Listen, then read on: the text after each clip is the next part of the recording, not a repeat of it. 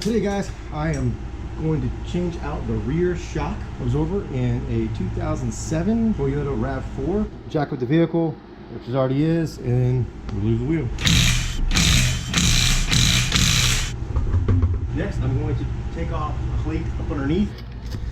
So here, the wheel, here's the bottom bolt to the shock absorber. Problem is, this bolt, when it tries to slide out this way, it's gonna run into this arm. It comes out the bottom right here. You got to undo these.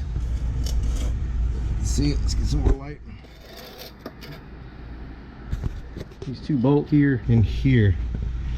And that removes this whole plate, and then you'll be able to get this arm off. I'd say loosen the bolt up here first so it doesn't spin around on you. I'm using impact, but if you're using regular wrenches, much easier to undo this bolt here now versus trying to crank it on with a wrench. So loosen it up. This bolt should be easy to slide, but it can't go all the way out because it'll hit this beam right here. So you got to take this out right here. The next step is getting way up here too. So this bolt, you cannot get a wrench, even just a regular wrench inside here, more like a socket. So I'm using a gear wrench to get back here. Very difficult, I guess, because there's not much room. You might be able to get a ratchet on the other side of it. This bottom bolt is a 17 millimeter, and the two bolts underneath are also 17 millimeter.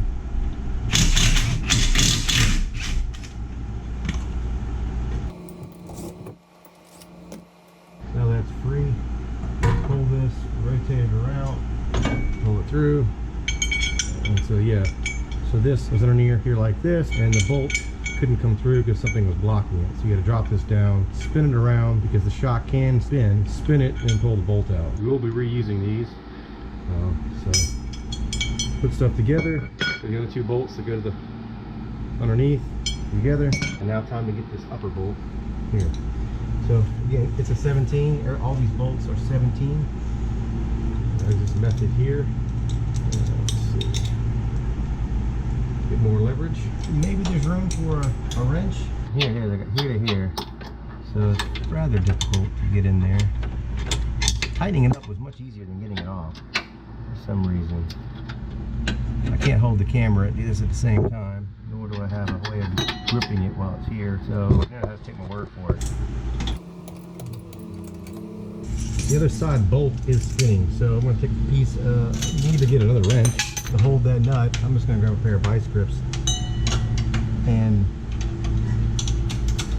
hold the other nut. Yeah, I can do it with my hand. Not that tight. So now I'm spinning the nut on the end of it with my hand.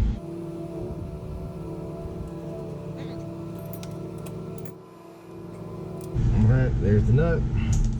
Lift the shock up a little bit, wiggle it so the bolt will come out. The bolt is still stuck in there. Here's the shock absorber. I'm replacing it with some Monroe OEM style shock. The bolt is left in there where it needs to go.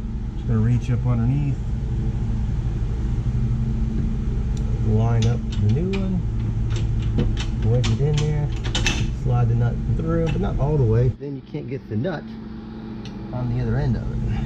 Here, the nut, again, it has very little space between here, so if the bolt was pushed in all the way, which you see the threads in the edge is showing, then you would hit this side. So push it in a little bit so the threads can catch, start spinning it on, and then slide it over more and continue sliding it in. Now you don't want to torque this down yet until you have a load on the suspension. You can actually tell as you're loosening this bolt that the shock was stationary based on the bushing. It was, and as you released it, you actually felt the shock just drop. Make sure you don't tighten this up yet. It's held in place. I'm going to put the bottom bolt in, jack up this to give a weight on the suspension, and then tighten it down. And again, you want to put this back on the way it came off.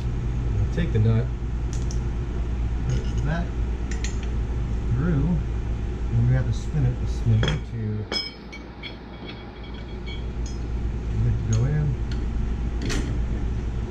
spin it back, flip it up, and the same with this one. This one doesn't get torqued down until there's weight on the suspension as well. So now it's in place. Take the lower two bolts, crawl right here. You can see my fat head.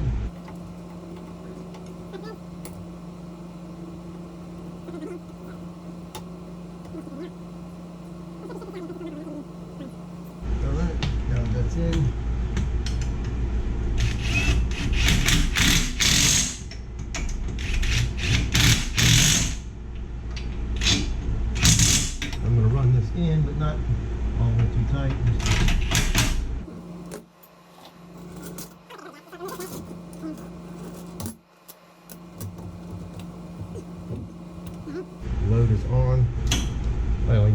this. We're putting a wrench in the back side of this bolt. Tighten it down. Now this one's more difficult to tighten. I don't have an impact, so it's kind of slow and steady. Our mission for this video is to show a little less ass crack than I have been in the past videos. But maybe you guys like that. The entire video, like I've been recording for 18 minutes. At this point, I'll probably speed the video up, but just telling you at this moment, 18 minutes, and I'm already putting the wheel back on. So that's it. Now the front's next. This is my third video of the series. 21mm socket.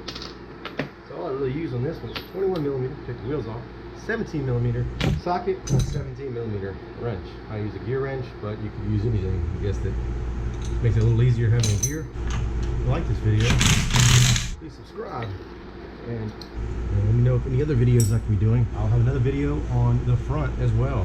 We'll conclude it here. Again, thanks for watching. See you the next time.